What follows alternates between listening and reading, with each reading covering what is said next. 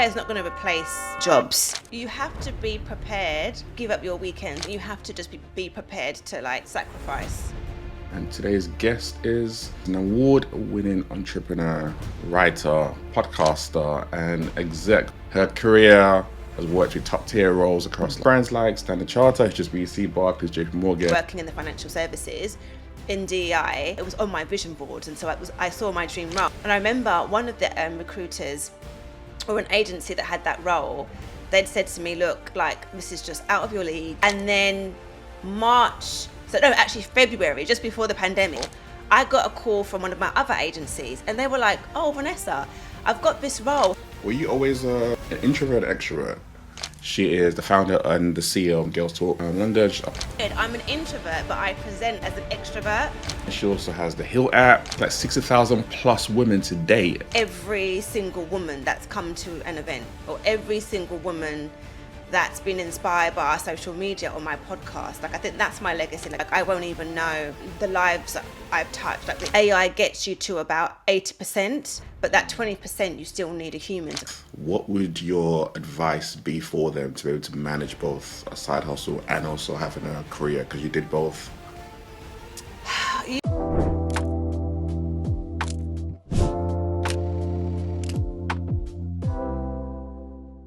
Vanessa, welcome to the Leadership Podcast. Oh, thank you for that intro. That's so nice. I think it's just like when you're hearing back, okay, like your CV, your career CV, it's like, okay, actually, wow, what a journey.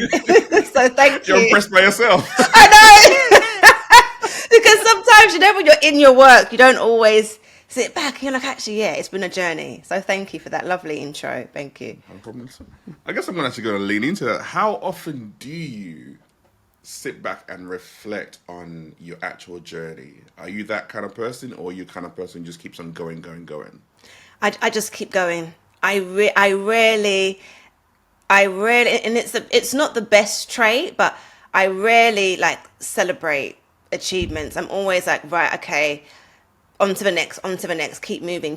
I never really take some time to just like reflect and look back. Yeah. Okay. With that said, I want to take you back. I want to go back to younger Vanessa, let's say 8-year-old Vanessa. Okay. Who would I find? Who would I be talking to at that point in time? Interesting. So I was born in North London, Highbury, Islington. So, yeah. Oh, is that where you're from? I grew up in Islington. So okay. Where I grew up, it's around the corner from me, actually. Yes, I lived on Highbury Hill. So, 8 years old, I was obsessed with Oprah Winfrey. So I actually discovered Oprah's show at 8 years old. And I just remember growing up, say from about like 4 years old. So when I was just started school, my parents were very strict. So I'm from Zimbabwe. And then they were like typical African parents, academics, lawyer, doctor, accountant. And they got me this like medical doctor's kit for like, I think my 4th birthday. So I was kind of told, you must be a doctor. But at 8 years old, I remember like coming home from school and it was on BBC Two. And I just saw this black woman hosting this talk show. And I just remember like all these white people in the audience were like listening to her. And I'd never seen a black woman command a room and like have her own show. And I was like absolutely mesmerized by Oprah Winfrey.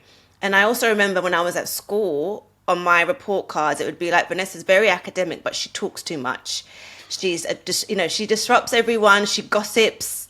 She needs to stop talking. And so seeing this black woman she's actually making money talking at 8 years old, I really wanted to actually get into journalism when I was 8. But then my parents were like, absolutely not. Like, you're still going to do your medical degree, even at that age. So that was where I was when I was 8 years old. Wow. So from then, like the sparks, the embers were already there around this. You wanted to utilize that gift of talking. Yes. And meeting people. Interested. Yeah. So when did you move to Essex? So it was around that time, actually. So like around I can't remember like exactly how old I was, but maybe like around 10, 11. We moved to South Ockenden. This was just before I started secondary school, and that's when I moved to Essex. And yeah, and I met my best friend Eleanor. So I moved like halfway through year six. So yeah, I moved to Essex around sort of like 10, 11 years old. Were you always an introvert, extrovert? Introvert. It's really weird. I'm an introvert, but I present as an extrovert. Everyone thinks I'm an extrovert, but actually no, I'm very shy, and I get quite nervous like meeting new people, and like even when I have things like having to sort of socialize, even if it's with family or friends, I need like days to recover. Like it takes a lot out of me. Yeah. So those words like shyness and even nervousness to me, I would never have put that with you when you see the persona that you have now and especially how you show up in this day Yeah. and age. I'm very surprised to hear that. No, yeah, a lot of people are, but I actually am very introverted. So like in social settings, it's really weird. I think people are surprised when they meet me, and I can be quite quiet sometimes. Like I'm sociable, but you can just feel I'm not as I present maybe as people might think I'm going to be. Yeah. So when you move secondary school, at that point in time, obviously you're still following what your parents want you to do. But even in that secondary school time, were you utilizing any of those skill sets like Oprah and starting to talk and lead communities and different things like that, or was that just shut down for that period of time when you were at school? I think, to be honest, it was shut down. It was very much like academics, books, like that's it. My parents just shut down any journalism talk. They were like, nope. So I was just focused on becoming a doctor. That's what I thought I really wanted to do, and that's the path that I went down on. So it wasn't until I was about 2021 when I realized, what I wanted to do. But then when you were at uni, you started a community there. Exactly. So that's when I realized. So I was doing biomedical science, Yeah. and I had planned to then do graduate medicine.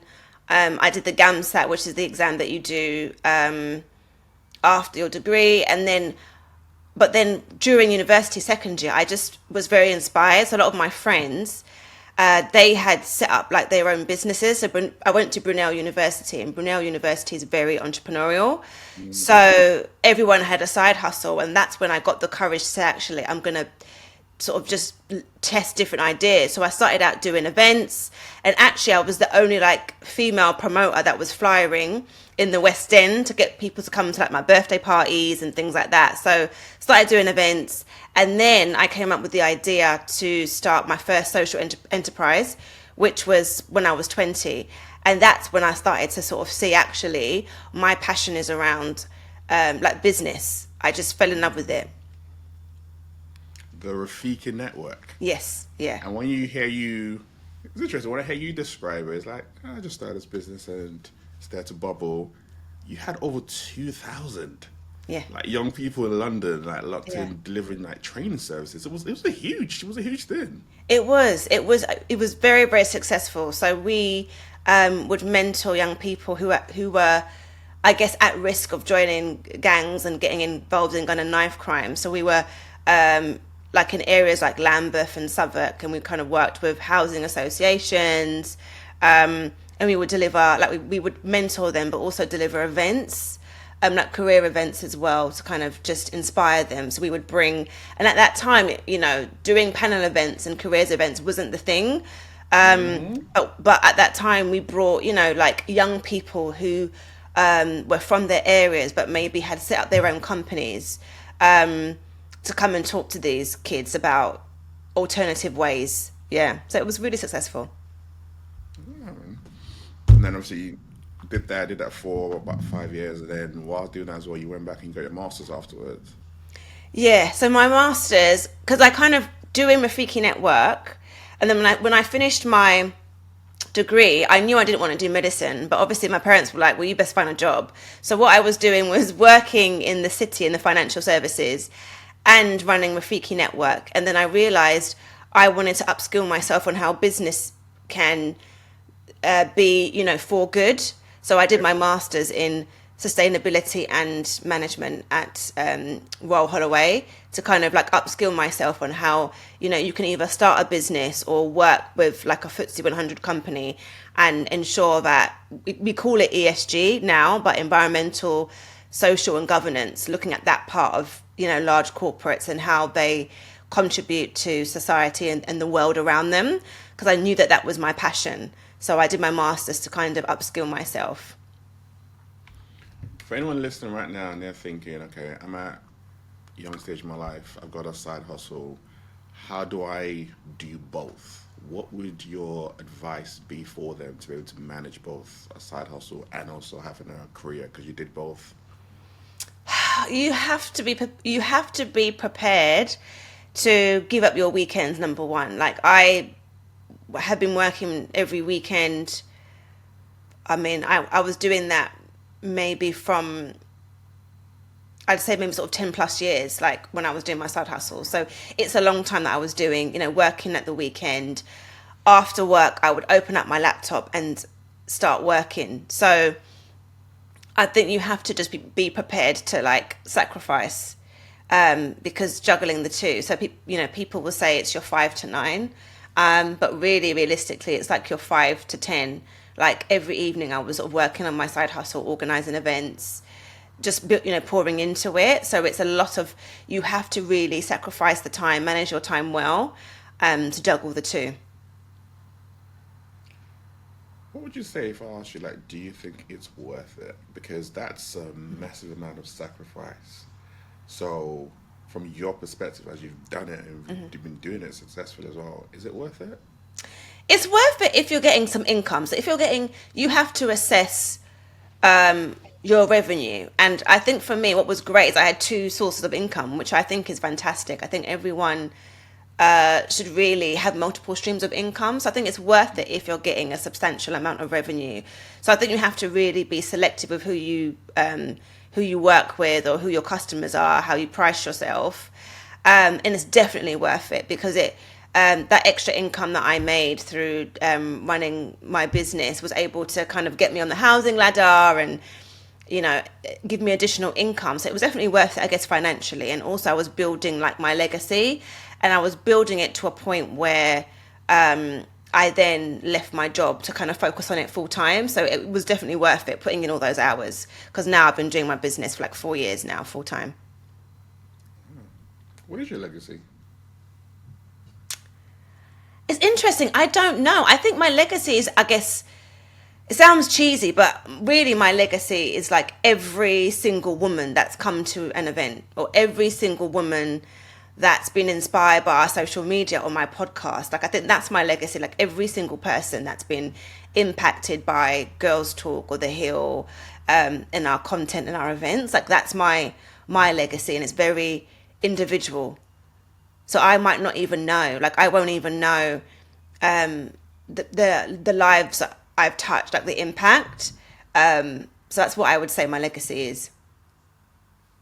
What is it that drives you? What's the mission that drives you to keep on going and creating events or bringing more and more women into the space that you are building?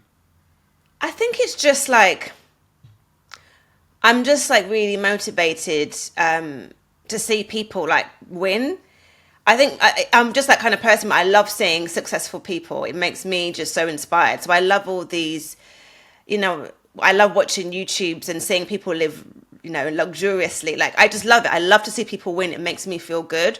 So I love helping people live their best lives, be the best version of themselves. That's what motivates me. Like being able to help someone get more money, start their own business and just be successful.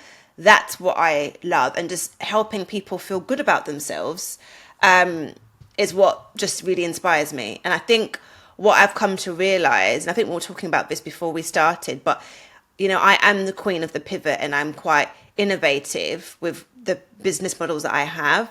But what hasn't changed is my mission. So every single thing that I do has to make people's lives better. So whether that's, you know, if I'm working with, like, for example, when I used to work at Standard Chartered, I really wanted to work at Standard Chartered Bank because of their ethos. They were like, you know, we do banking for good.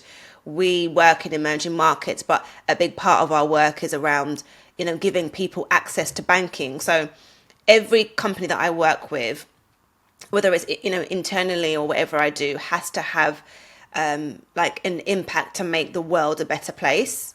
So that's kind of what's the common thread for me. I like that. And speaking of some of the companies that you have worked with, especially when you were in that corporate world before you went full time, you've worked with some major global brands. Sorry, my How have mic you been dropped. able to? Sorry, How have back you to been able that to? again. I just dropped it right there. It's Sorry. like, you want some major corporate brands and your mic drops. That was like, ooh, spooky. How have you been able to get into those spaces and land those jobs that you've had done at a very, very high level? And what was your experience of being in corporate, especially as a black woman? Oh, it's interesting. So I think my side hustles also helped get me like into some of these jobs as well. So making sure like that kind of helped me be well rounded. So I think building up my personal brand helped a lot to get to kind of companies like Standard Chartered Bank. I remember with that role specifically, I actually, interesting story, like I had put that role on so I had put Standard Chartered Bank on my vision board like the year before my role came out. That was like my dream company to work with. I was like, I really want to work at Standard Chartered Bank, in their DEI team, because it was global and everything. So I put Standard Chartered on my vision board 2020, no, 2019. It was on my vision board, 2019. And then I remember January 2020, I had seen that they were hiring for a director, but diversity and inclusion specialist. But at that time, I'd been working at an in-house law firm. I'd been at UK Parliament before, but I didn't have any experience working in diversity and inclusion in the financial services. So I'd worked in banking, but never in DEI. And I thought, okay, this is going to be a long shot. Like I haven't got experience like working in the financial services in DEI, and it was on my vision board, and so I saw my dream role. And I remember one of the recruiters or an agency that had that role, they'd said to me, look, like this is just out of your league. We've got people who had like 15 years of experience in DEI who were like being considered for this role. Like it's just, you're not going to get it. And this was in January. And so I just sort of like left it or whatever. And then February, just before the pandemic, 2020. So that was like a month after that recruiter said to me, oh, you're not suitable. I got a call from one of my other agencies and they were like, oh, Vanessa, I've got this role. Have you heard of it? Have you heard of this bank? They're called Standard Chartered Bank and they're looking for a diversity and inclusion specialist. And I was like, oh my God, I saw this role last month. And then she was saying that the hiring manager is very, very pedantic. Like she's very selective. She's had hundreds of applications and she's turned them down. But I thought you might be a really good fit. Would you like me to put your CV forward? And I was like, this has been on my vision board. Like you calling me, please put my CV forward. And then long story short, I had multiple interviews and then I got my offer just before the pandemic. So getting in there was vision boarding, manifesting, and initially I was kind of told I wasn't going to be good enough, and then somebody else thought I was, and literally the lady had hundreds of applications, interviews, loads of interviews, and it was meant to be for me. So I'm kind of a big believer in vision boards. I think everyone should have one, and just believe in yourself. Like you've got to just believe in yourself. And I think that's what got me there. It wasn't necessarily, it didn't work out. That's all I would say in terms of like what I thought it would be. But it was just, it showed me the power of visualization and just like, don't listen to like naysayers. Yeah. So that's how I got in really, I would say. What was it about? Do you know what was about you that, even though you didn't have the experience other people had, she saw something in you that said yes for you to actually get the role when you met with the hiring manager? Yeah, I think it was basically like how I interviewed. So I think me being able to speak and sell and talk to people, it was like how I was able to sell my experience. So her feedback was, we have people who do interviews and they can't answer or give examples. So I was very clear on giving concrete examples of how I was able to deliver projects. And I remember talking her through my challenges at UK Parliament and really being able to storytell. And she felt like, yes, this person, I understand how she thinks.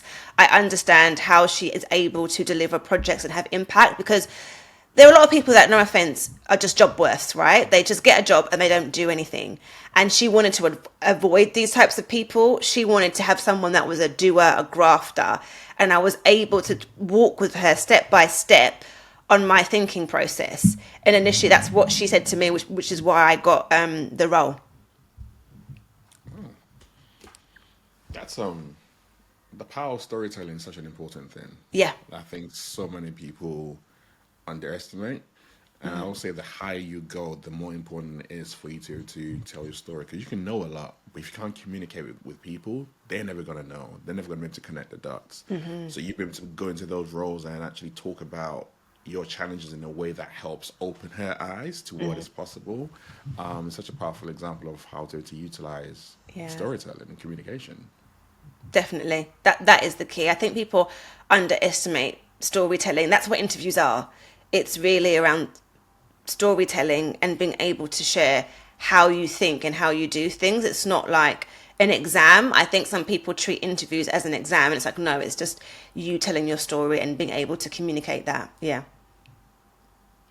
How do you typically deal with naysayers or people who say you can't do something? Because you had one recruiter say, nope, you need X, Y, Z. Had another one reach out to you and say, no, I believe in you and obviously should put you forward. And I'm sure you've had that all the way throughout your career in some of the different things you've stepped into. So how do you handle that? Like, what's the good, the bad, and the ugly, I'm going to say, ways and levels of how you've handled negative criticism or naysayers?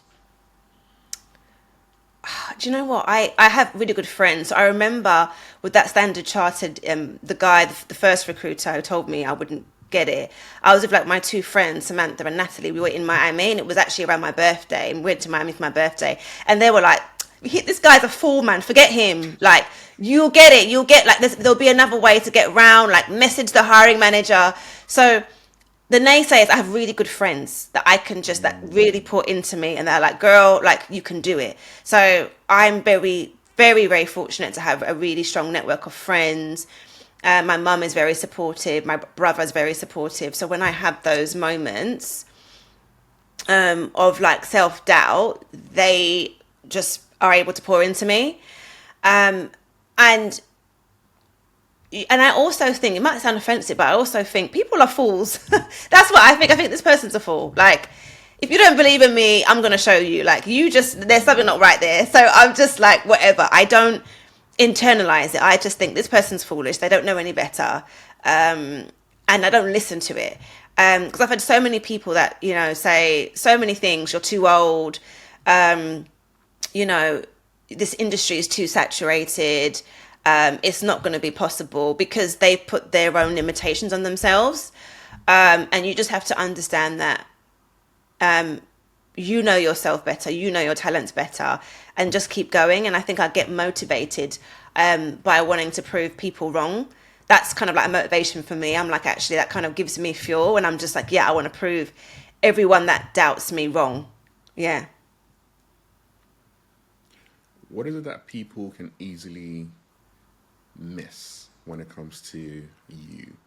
Because they can see the success, they can see the impact that you're having, they can hear the mission that you just described. But that's I'm going to say the external. There's the other side, which I know the weight of delivering those things in external is a lot, typically speaking. So what are things that people can typically just miss when it comes to who Vanessa is? I think they miss that, like, I'm actually a human, and I have feelings. And when you're in the space where you're working with community and people can be so ungrateful, number one. They can be quite harsh. They don't know how emotionally taxing it is, especially when you're kind of delivering at a high level. So I get so many messages DMs, and it's overwhelming. And people will say, I sent you a DM the other day and you didn't get back to me. And it's like, honey, I can barely brush my teeth and comb my wig. Like, they don't understand like how difficult it is. Like, everyone is trying to get a piece of the pie. Can I have a call with you? But I just don't understand the amount of pressure. It's like, it is a lot. I cannot. Or the one thing I get all the time is, and this is no disrespect, but it's like there would be times when we would have thousands of people who would come to events in our programs, and somebody would say, "Oh, hi, Vanessa," and I'm like, can you just remind me, how do we know each other? And because I don't know them, they'll be so offended, and I'm like, girl, do you know 2,000 people? Like, if 2,000 people were lined up, could you tell me their name? It's like, and I'm trying to get them to understand that. Please don't take it personal, but it is a lot. Like, when you do these types of things, you're not going to always remember every single person's name. You're not always going to have time for every single person. And it's exhausting. It's like, because I'm having to push, champion, manage behind the scenes. It's not easy. It's not like these companies flock to you. You have to follow up and pitch and sell. And it's a very hard business. The business industry that I'm in is around social impact. It's around equality. It's not an easy industry to be in, and you're having to fight every day to stay in the game, to make sure your business, stays afloat. And I think people just think it's easy, and it's very, very hard. There's a lot of hours, and you're not, like I always say, you know what, for the headache I get, I could just, go and do a profit-making business. It's not a fun sector to be in, and I think that's what they don't realize. It's very, very hard. Yeah. I actually appreciate you saying that. I think it's a recognition, that first statement you made of Vanessa's human. I think we can so easily miss that part and just see the accolades and the titles, or see the person who's up front and forget that, no, that person is also human. That person has feelings and emotions, and they're going through stuff. But also the recognition of what it takes to build something. And I think a lot of times when people have never done at that level, you can easily miss how much effort it does take and how draining it actually can be. And then I guess the question then for you is, what does rest look like? And what does support look like? I know you've mentioned your two friends, for example, who are there with you. But what do those two elements look like so that you are not carrying the weight of everything that you're doing alone? I'm very terrible with rest. I'm not going to lie. Like, even right now, I'm burnt out. I'm struggling, fighting for my life. Because, when you're running a business, especially this year, it's been very difficult for diversity and inclusion. So I've not been able to have a summer off, because I'm trying to make sure that we are here for the next year. So I get burnt out very easy. I don't rest as well. I'm terrible for that. I'm trying to get better. So for me though, like, rest looks different. Like, for me, rest isn't necessarily now like having like 3 weeks holiday. For me, rest, like what I've been doing like for the past summer, is just taking it easy, like having slow weeks. Like, I have maybe a couple of things in my diary, but being a bit of a quote unquote bum, as I would say. Maybe I'm getting up late. Maybe I'm taking it a bit more slow. I'm not going like at the usual pace that I usually go at. And that's what rest is to me. But also, like, one of my friends, her name is Remy, she's been very like tough on me to say, girl, you need to get yourself together. You need to make sure that you are having like your massages every month, getting acupuncture, get Reiki, really think about how you look after yourself. So even like today, I've got a massage booked. I did acupuncture on Friday. So I'm trying to like put these things in place where I'm just trying to look after my well-being. If I can't take, a week's holiday, making sure in my week I'm doing something that's going to like fill me up. And again, support looks like your friends telling you, you know what, Vanessa, like, sort yourself out. Make sure you're getting that rest and pouring into you. That's what support is, and that's what rest is. And it's not always about having 3 weeks off. Although I did have like a 6 week break in December last year where I went to South Africa and just took time away. So I felt like I was really, really well rested, but I had no idea I was coming back to I don't know if I can swear, but the Preparation. SHIT storm, that was Donald Trump. So I had no idea that's what I was going to come back into. So that rest and renewal has just gone down the drain. But that was really good. But I think just having like regular periods of just pouring into myself is what it looks like to me. You know, you say that it went down the drain.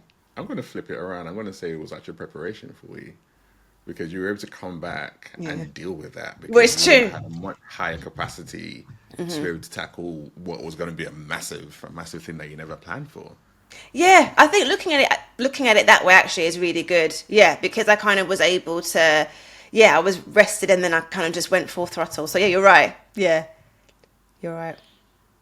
I guess the way you just broke it down as well is like typically it's like, yeah, everyone take a break or that kind of stuff. That's great. But actually, what are the things that you can do in your day to day life that ensures that you are still looking after yourself?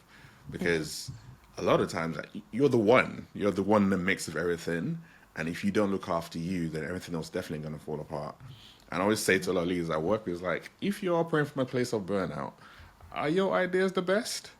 Or would it be better if Yeah. you just had even a little break and then you were thinking a lot more clearly and straightforward? And I guess it's easy to say when you're in the storm and you're like, oh my gosh, there's so much stuff happening. I just cannot physically bring my body down just to be able to relax because I know the things that are happening around me. And I'm like, it is hard. It But is. that's also why it's important to be able to do it. Exactly. Definitely. Definitely. You have to, and that's what I've realized. Like even me as a leader, like I can't think clearly if I'm just burnt out. So for me, for my business, I've got to just make sure I take that time out. Yeah. When you think about what is that you want to achieve going forward, regardless of the current landscape, which is definitely flipped a lot of things on its head for sure. But in your vision or in your vision board, what for you is like that continuing mission that Vanessa wants to keep on pouring out into the world? You know what? I think the next kind of like 20 years, I want to just focus on me. So I feel like I've given a lot to people in this space, and I kind of want to now focus on. I'd love to like start up just a business for profit. So I still want to make sure I'm doing good in the world, but I think I'm kind of slowly now moving away from that, social impact, and now looking at a business, like a business, if that makes sense. I think the next 20 years is going to be about what I want, what's going to benefit me, and moving on to that. Because I feel like I've got really good skills. I know how to run a business. I know how to run manage a P&L. I know how to lead a team. I know how to speak to global execs from my corporate life. Like I feel like I'm well-rounded. I want to put these skills into actually what's going to benefit me now. So like now is my time. I'm at this point now where I want to live for me. I've given so much to my community. And I say that in a humble way, but I've given so much to so many people that now I feel like the next chapter is about me. Why do we why do we caveat that? I've given so much to my community, I mean that in a humble way. Why do we It's typically true. caveat the humble part? I'm always curious. I know, but you know what? You know where we are in the UK. Everyone's like, "Oh, don't get too full of yourself." You've got to be humble in the UK. If I was an American, that'd be no problem. But Yeah. I'm just having it that for the miserable Brits that might be that might be watching this episode, just to make them feel better. Very British. In fact, I want to let me double down on that. With everything you've done, everything you achieved, how do you stay grounded? My parents, like, and my mum, like, the way she raised me was really good. Like like I still got my ass whooped when I was growing up, and that literally humbled me. Like I was always humble. And my mum still to this day she will fight me. Like if I overstep, I will still get my butt whooped. And so that's what keeps me humble. like my mum, definitely does not mess around. And that's the honest truth. Like my parents are the ones that have just been like the way that I was raised. I think staying grounded starts from like when you're a baby, and how you instill the values and how you raise your kids to be kind. I was always taught to be kind, to be generous, to be loving, and I think that's what's always carried me through. And so my mum was always very strict. She would always say, if someone tells you a secret, you do not tell anybody else. And that was always like instilled in me. Like, you have to make sure that you are just a good person. And that's what it is. And I was raised also by my grandmother for like the first kind of couple of years as well. And she was a very humble person. So all of these things, like family and my elders, and they've just been a really big part in shaping who I am.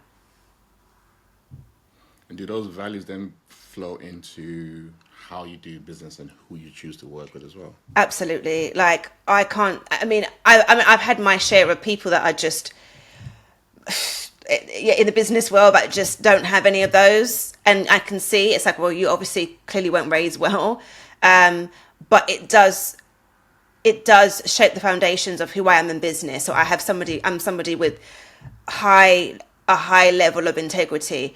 I say what I'm going to do. I'm very transparent, very honest, and those are like my values. And so I feel like my clients trust me, like they trust me to deliver good work and to come through for them. How do you then, if you're working with someone who displays differing values to you, how do you typically handle it? I don't work with them anymore. Like, I'm at that space now where it's like, I don't want to work with companies that and people that don't have the basic manners and respect. Like, ghosting people is just really rude, especially, for example, if you've worked with someone. People that just kind of like discard people, I won't work with them again. Like, I think it's important to have integrity and understand that, how to just behave. And I'm very surprised. I'm like, how are people behaving like this? Like, it's just crazy to me. Yeah. So I now feel like I don't want to work with people like that. And you mentioned, I guess, being open, being very transparent. Like, you've shared so much stuff about like yourself, your past, your personal life, all that kind of stuff, like even some real intimate and vulnerable things on other platforms. And it's like, is there a level of transparency where you just stop at and when you're like, okay, I'm happy to put this out to the public, but this is my stuff? And how do you kind of determine what to share and what not to share? I don't share about my like personal, so like romantic partners. I don't know if I would share when I eventually do have kids. Yes, I try and keep family, like romantic stuff out. And it's so funny. I have a knack of sharing, but making people feel like I'm sharing, but I'm not actually. So I kind of I do share the struggles, but I'm very careful about divulging too much. But I think anything that's very sacred to me, like my romantic life, I don't share.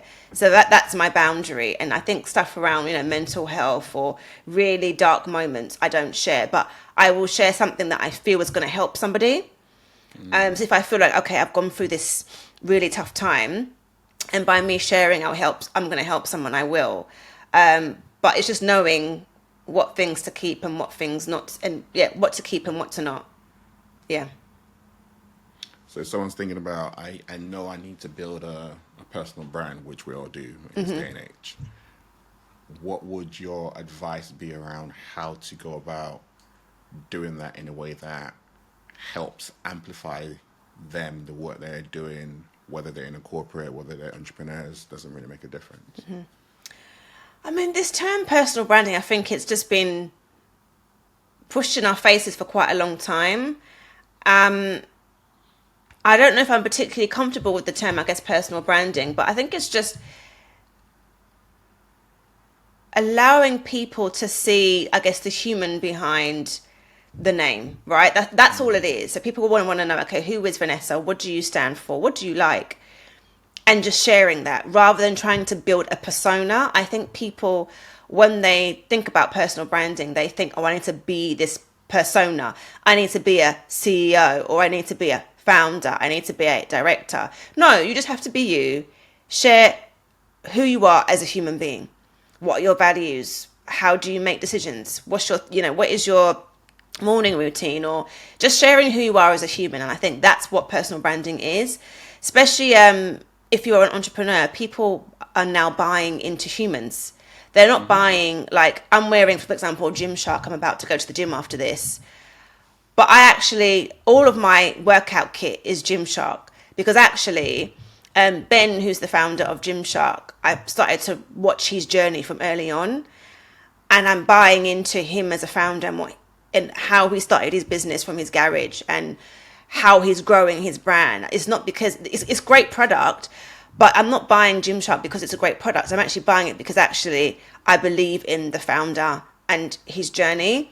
So I think people need to understand, people aren't necessarily buying products, they're buying people. They're buying the story. They're buying the humans who are on a mission and they want to be part of that mission. And I think that's where we need to go. And I think what's frustrating on LinkedIn, I'm getting a bit annoyed with LinkedIn. I mean, I work with LinkedIn a lot. They're one of our strategic partners, and I'm one of their creators on there and a top voice. But LinkedIn is getting frustrating seeing just what I would say, and I keep it real. This is part of me, it's my personal brand. It's just a lot of nonsense about people just posting a picture of them, and then you've got that AI caption, I ate cereal today. People just following what's on LinkedIn, and it's like, please, that's not what personal branding is. Posting for the sake of it. I had Weetabix today. Here's a picture of my coffee. Do you know that, when I think about coffee and how I choose my coffee, and this is like, people are just posting for the sake of posting. It's like, guys, let's take a step back. Let's find out who you are as a person. Like, let's find out about your journey. People want to know, like, and even I had someone talk about this on my own podcast, but LinkedIn, the creator team was saying, actually, in terms of like how you are on social media, people want to know the journey. So don't just post for the sake of it. Post, to share and to help, and share how you've overcome, not just like, hey, I'm really happy I've got this and that. Those posts are great, but actually it's like sharing something meaningful and not just doing what everyone else is doing. I hate following the crowd, and I hate samey things. It's really, really annoying. Then, Vanessa, viral moments. Every time I write deep and personal stuff, no one seems to click. But then I see all these different people writing ridiculousness and they're getting viral posts. So therefore, I want to chase that and get that virality, because surely that's going to help me and my business, isn't it? No, I mean, I even on my socials, like my most viral post is me. It was a hobby. I went to like black-owned vineyards in South Africa, and I literally had like maybe even like 300,000 views on those content. It was about wine and me just acting a fool. But that's not what gets me like paid campaigns as an influencer. So like I get paid campaigns as an influencer because of my founder diaries, of my founder journey, of that type of content. And so brands are not looking for viral people, because being viral is not sustainable. Number one, they're looking for people who have a steady flow of engagement. And now brands are now looking at how many shares you've got on your post and how many saves. They're not even looking at how many likes, because you could just get a bot to just like. They're looking at saves, shares, and some of the comments. And so that's what I focus now on. I focus on trying to think about how useful are my posts. What's the quality of them? How many people are saving them? How many people are sharing them? That's the key. So I get what you're saying. We kind of feel like we need to go viral, but brands are not looking at that. They're looking at, okay, the quality of this person's community, and how engaged these posts are. That's what really counts. So, for example, they want to know, for example, like if they're looking to bring in a speaker to come in and speak for a company conference, and you've got an influencer that maybe has 250,000 followers, but they're not engaging. They can't command a room. They can't, curate, compelling stories or narratives. But they've got that viral following, but they don't have the skills. But maybe there's somebody who's got 20,000 followers, but can command a room, can inspire, can convert. They'll go for the person with 20,000 followers because they're going to bring more value into their organization or their activation. So I think we need to focus on longevity and quality rather than just going viral. And that's a word for someone right there, because it's so true. Yeah. So just recently I was saying to someone that I've never made any business from my viral posts. Yeah. I've had multi-million viral posts. I've never made a business for them. The small, tiny ones that seem to be not blow. I Yeah. get someone hit me in the DM like, I read this, and I'm curious, and it leads to something else. I'm like, you didn't you didn't even comment, you didn't put anything whatsoever, but they hit me up, and that's the reality of it, isn't it? It's not about chasing virality. There's something that's behind that people that really care are gonna tap into. So it's such a really good point you just made. Exactly. That's the thing, and that we need to kind of focus on. Yeah. How are you then looking at life now, especially with AI that just keeps on snowballing, and obviously everywhere you look at, everyone's having a conversation around AI in business, AI in people. Like, how are you thinking about things when it comes to technology and your business, especially what you want to build going forward? Yeah, I mean, AI as a tool is fantastic. So AI has really transformed my business, especially as a content creator. It's been absolutely phenomenal. And even it's really around, AI is not going to replace jobs. It's just going to make everything more efficient and more impactful.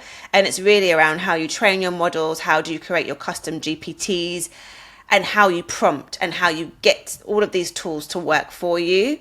And so that's what I've been, doing, is trying to get my team to sort of like leverage those tools, so it can make us more efficient. And I think, but I also think it's important. Like, for example, copywriting, what I've seen is AI, it might, if you're a copywriter, AI, for example, might, if somebody was hiring you just for copywriting, you might need to think about how you can add more value, because AI in terms of copywriting is really, really good, but it's more so around being strategic. And so it's thinking about, okay, yes, somebody might say, okay, well, we don't need to have maybe copywriters. But then if you're a copywriter, you could sort of be more of a strategic consultant, because you still need to think about campaigns and ideas. I think AI cannot replace human thoughts. It cannot replace being strategic thinkers. It cannot do it. So I think what I've seen is AI just helps us get to things more quicker, and we need to just focus on the value of our brain power and our expertise, because AI is not going to challenge you. So I'll give you an example. AI is just there to kiss your ass. And so if you're trying to use AI to think about, okay, like this marketing strategy, yes, they can rank and score it out of 10, but it's not really going to like critique and really drill down and challenge you and, really kind of get the best out of you. It kind of, AI gets you to about 80%, but that 20%, you still need a human to kind of really get you to that 100%. So that's what I would say. To recognize it's a tool to help you speed up Yes. the process, but it's not going to do everything for you, basically, which is what some people are hoping it will. Exactly. You're someone who, I'm going to say, has had a lot of huge viral moments. You've had a lot of starts and then stops and starts and stuff. Like, I think your podcast was like number 4, and then you stopped it for a while and you came back up. I'm always curious, how do high performers like you, who have multiple ideas, deal with starting and stopping, and how do you make peace with both starting and stopping? Yeah, I'm with the podcasting thing. I'm really just pissed off with myself around that, because Deal. but I have to let that go. I'm just like, let me let it go. But I'm like, when I started it again, got to number 4 on the business charts, and I feel like 2021 was the time where I really could have been doing it full time, right, by now. But you know what? Everything happens for a reason. Now I'm really more committed, and I still feel like there's a gap and a space for me. But I think it's just like I think my detriment was I put so much pressure on myself. So I was like, I got overwhelmed and thought, oh my God, like, how am I going to, rather than just being consistent, I wanted to be perfect. So now I'm more focused on just being consistent. Like everything doesn't have to be perfect. And I'm figuring things out. So we're constantly, what we brought in-house is A/B testing. So I'm constantly A/B testing in real time with my podcast and just being open with my audience and saying, look, I'm figuring it out as I go along, rather than trying to be perfect. And I think that's where I was with, for example, the podcast. I wanted it to be kind of perfect, and because I wanted it to be perfect, I got overwhelmed. 6 months went by. Right now, I'm just like, doesn't matter. Put stuff out. Just interview interesting people. Do solo episodes in between. Like, just make sure you've got stuff coming out. And that's now what I'm focused on. Yeah, that consistency piece. How do you shift from perfection to consistency? Because that is also not easy to do. So you've done it. So I'm curious, how did you do it? God, you just have to think, just let me just do it. Like, you have to have a deadline. Like, I have to, like, I'm now shifting a bit. Like, I'm consistent now with my podcast, for example. So I'm not going to do it weekly now. I'm doing it bi-weekly. So there's the quality there. But I think you just have to set yourself some deadlines and like be tough with yourself and just think, sometimes good is better than perfect. So as long as something is decent enough, just get it out. Like, and as long as having a standard. So if it's like your standard is 80%, just put it out. Like, that's really what is my barometer for that kind of like moving from perfect to just being consistent, is that having my sort of level of just basic standards. And if it meets that, that's fine. Just put it out. So are there any other, I don't know, any ideas? Are there any ideas that you've had previously where you're like, I wish I should have done this, I wish I should have done that? And how do you learn to not live in that state of, I should have done it, in that state of regret, and focus more on the what can you do now and in the future? Yeah, I mean, I just think, like, life is really long. So just think like, okay, you've not really been great for the last couple of years, but there's no limit. Like, I think we kind of we need to shift. Like, for example, like they say 40s is now the new 30s, right? So you're never too late now. So it's like, just give yourself some grace. Yes, you stop, start. But the main thing is start again today. So like today, start again today and just keep going forward. So now with me, with my content creation journey, I'm just going forward. Like, I can't look back. I can't change anything because the past is the past. All I can change now is what I'm going to do today and going forward. And having like friends that, can be your accountability partners, that can check in with you and just say, look, how are you doing with this? Keep going, keep going, keep going. If I was talking to you a year from today, what would you have hoped to have achieved? So have my podcast like at least like be like at least in the top 100 like careers podcasts. That would be quite nice. To have done at least 52 episodes or 50 episodes of my podcast. So having it come out weekly. To really have made some way, to have some great guests. That's what I want to do. So one of my things that I want to really focus on is my content creator journey, and leaning more into that. So I really want to have really developed a really strong content creator brand and have a podcast that's really making impact and traction. That's where I want to be in a year's time today. Okay. And then what is the best way that people can actually support your journey and support what it is that you are doing and building? Because like I said, you've 60,000 plus women that you've poured into over the years, and so much you're doing. There's a payback. The community actually can help you out. So what does that look like? Just listen. Like, if you can like my stuff, comment on my post, share my content, watch my podcast, comment. Like, engaging with what I'm putting out is the best way of support, and it's easy and it's free. You have to pay for it. So just do that is what would help. Yeah. I guess my last question to you I was ask is, how do you define leadership? Just creating your own path, not following others, not following the trends, like living in your own truth, in your own lane, and having conviction in you doing that. That is what true leadership is. It's around setting the standards, not being a follower and just doing what everyone else is doing. I'm curious, who is your biggest, I'm going to say, example or role model? I'd say Oprah. She's just the GOAT, because what she was doing back in the 80s was absolutely unheard of.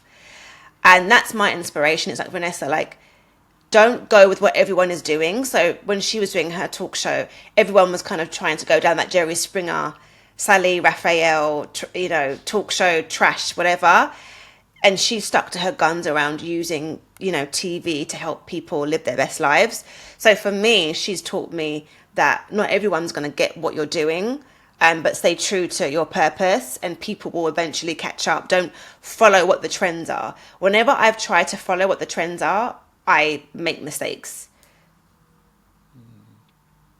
But to your point around life is long, it's interesting when I hear you talk about an 8-year-old girl who had a voice and was told to be quiet. And now you are utilizing your voice, and that's going out to millions and millions of people. That life truly is long, because the dreams that you had, you're living out. Yeah. And there's so much more to come, but you're doing what you always have been in your heart, and it's making an impact on millions and millions of lives around the world, directly and indirectly. So it's just a very good example of how we don't always connect the dots sometimes, but actually we are living out our dreams. Yeah, absolutely. Absolutely. And I appreciate that. Definitely appreciate your thoughts around that. Thank I you. appreciate you coming on the podcast. It's been an amazing episode. There's so many gems you dropped. I'm like, okay, that's another one. That's another one. Like, it's just been great just hearing you talk and hearing you share like this. So really, really appreciate your time and coming on the podcast today, and every single thing about Vanessa, about the app, the website, how you can work with the organization, but also more importantly, as she has said, how you can tap into the podcast, comment, get involved with what she's doing, what she's building, will be available in the show notes for you. So definitely support her. Thank you. Thanks for having me as well as a guest. I've had a good time. Really lovely chat. Good. Appreciate it. Thank you. So Everyday Leadership, we will see you all next week.